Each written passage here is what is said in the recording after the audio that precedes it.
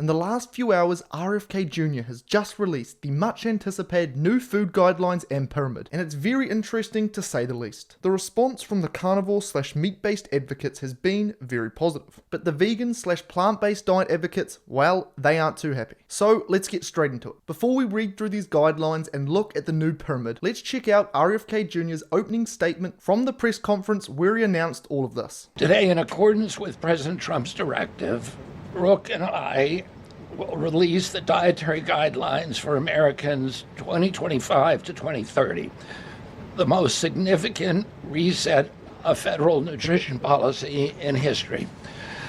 These guidelines replace corporate-driven assumptions with common sense goals and gold standard scientific integrity. These new guidelines will revolutionize our nation's food culture and make America healthy again. For decades, Americans have grown sicker while healthcare costs have soared. The reason is clear. The hard truth is that our government has been lying to us to protect corporate profit-taking, telling us that these food-like substances were beneficial to public health.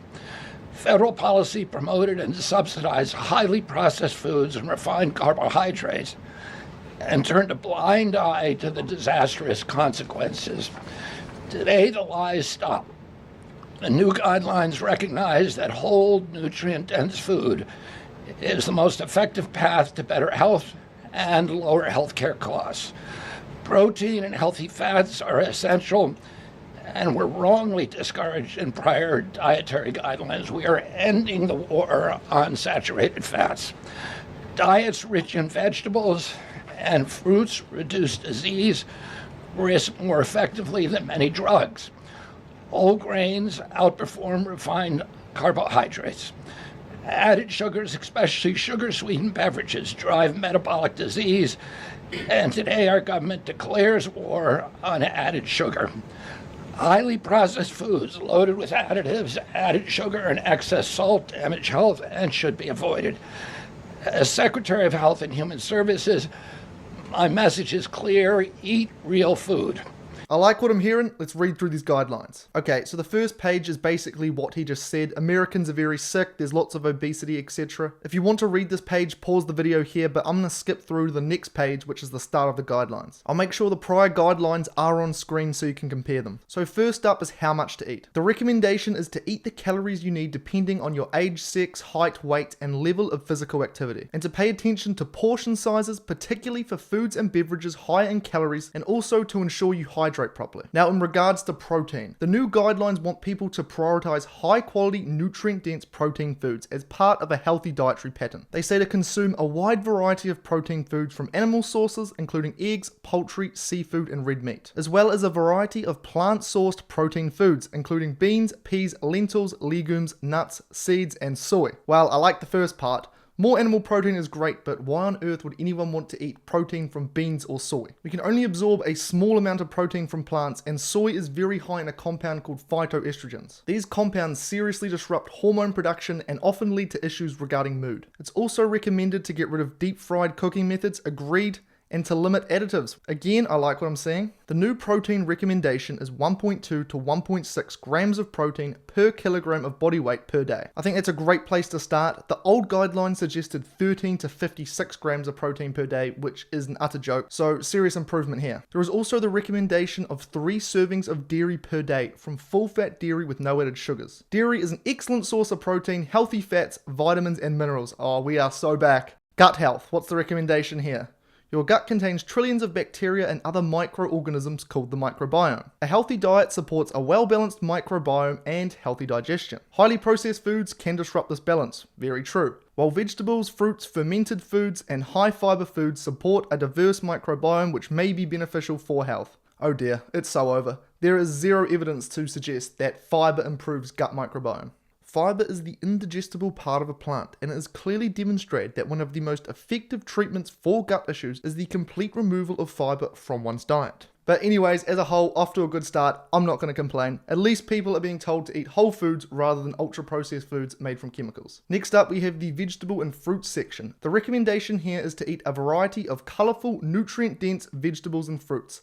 and to add whole vegetables and fruits in their original form that are thoroughly washed. These can be spiced, but juiced vegetable and fruit consumption should be limited. The aim is 3 servings of vegetables per day and 2 servings of fruit per day. I have a mixed opinion on this. Like RFK Jr., I am an advocate for a carnivore diet. The rationale for this is that every single plant contains compounds called defense compounds. This is how a plant defends itself from anything that tries to eat it. Now, humans have only eaten a considerable amount of plants for a relatively short time, and therefore we have not developed sufficient adaptations to break these compounds down. So I don't think we should be consuming lots of servings of fruits and vegetables per day. I actually think most people do better on a zero plant diet. However, these are general guidelines. There's zero chance of getting the entire population to follow a carnivore diet, and it's much better people eating fruits and vegetables than ultra processed foods, so I'm not going to complain. It seems logical, to me it makes sense.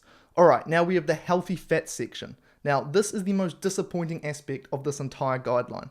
They state healthy fats are plentiful in many whole foods, such as meat, poultry, eggs, omega-3 rich seafood, nuts, seeds, full-fat dairy, olives, and avocados. When cooking with or adding fats to meals, prioritize oils with essential fatty acids such as olive oil. Other options can include butter or beef tallow. So this starts off great. Animal fat in particular, saturated fat, is essential for humans. They're the best for hormones, brain development, energy levels, just basically everything really. But the problem is when you keep reading. In general, saturated fat consumption should not exceed 10% of total daily calories. Significantly limiting highly processed foods will help meet this goal. More high quality research is needed to determine which types of dietary fats best support long-term health. Now, I'm not sure how that makes sense. Animal fats are primarily saturated fat. First, they state you should eat lots of animal fats. Then they say it should not exceed 10% of total calories consumed. For someone eating 2,500 calories per day, that's about 28 grams of fat or 35 grams of butter, which for context is only 7 teaspoons of butter. The only reason saturated fat was ever considered to be, quote, bad for you was due to fraudulent research done by the sugar industry. To this day, there is zero evidence that saturated fat is bad for humans in any way. We know it plays a key role in basically every biological function, and there's a large amount of recent studies that disprove this entire myth. What's most odd is that the people who put this guideline together, such as RFK himself as well as Dr. Ben Bickman, are huge proponents of high saturated fat intake. To be honest, I'm not too sure what is going on here. For someone saying the war on saturated fat is over, I mean, it doesn't appear to be when the guidelines are like that. But anyways, next up we have whole grains. The new recommendation is to prioritize fiber-rich whole grains and to significantly reduce the consumption of highly processed refined carbohydrates such as white bread, ready-to-eat or packaged breakfast options, flour tortillas and crackers. Whole grain serving goals: 2 to 4 servings per day, adjusting as needed based on your individual caloric requirements. Again, this is so much better than the last guidelines, but to be honest, I don't think humans should be consuming grains. Grains were only introduced into the human diet roughly 10,000 years ago. Prior to this, we were eating close to exclusively meat, and it is clearly demonstrated in the fossil record that as soon as we made this change, our average height decreased 3 centimeters, our brain has shrunk 11%, and we have way more infection and disease, which is seen through an increase in lesions and markings on these more recent fossils. Grains simply don't provide us with the nutrients that we need like meat does. And on top of this, they're very fattening. Hence why farmers feed cows grains at the end of their life to fatten them up so they can sell this larger animal at a higher price. I'm not going to be too harsh, however, again, it is the general guidelines, so it needs to be something that the average person would actually be open to adhering to. And I mean, in the last general guidelines / food pyramid, the recommendation for grains was genuinely criminal. And I mean that in an almost literal sense. The recommendation was to eat up to 11 servings of grains every day. Interestingly, the USDA's own nutritional consultants warned them before they released this old guideline that this grain-heavy diet would cause harm to people. These consultants recommended that they cut the servings of grains down by at least half. However, the processed food industry exerted heavy pressure behind the scenes, and well, yeah, that's what we got, the old food pyramid. As a whole, this grain section, huge improvement, but definitely room to improve. Next up, we have the recommendation for ultra-processed foods, added sugars, and refined carbohydrates. Now, the last guidelines said nothing about limiting ultra-processed foods, but in the new guidelines, it is explicitly stated, avoid highly processed, packaged, prepared, ready-to-eat or other foods that are salty or sweet, such as chips, cookies, and candy that have added sugars and sodium. Instead, prioritize nutrient-dense foods and home-prepared meals, as well as to limit foods and beverages that include artificial colors, petroleum-based dyes, artificial preservatives, and low-calorie, non-nutritive sweeteners, and also to avoid sugar-sweetened beverages such as sodas, fruit drinks, and energy drinks. This, again, is so much better. I'm not gonna lie, for a while there I was getting worried that these guidelines were never going to be released due to the pressures from big food, but hey, here we are. This looks pretty good. Now, in regards to alcohol, the advice is to consume less alcohol for better overall health. People who should completely avoid alcohol include pregnant women, people who are recovering from alcohol use disorder, or are unable to control the amount they drink, and people taking medications or with medical conditions that can interact with alcohol. For those with a family history of alcoholism, be mindful of alcohol consumption and associated addictive behaviors. Agreed, fair enough. There's also a special considerations section. I'm not going to go through all of this because there are so many different groups.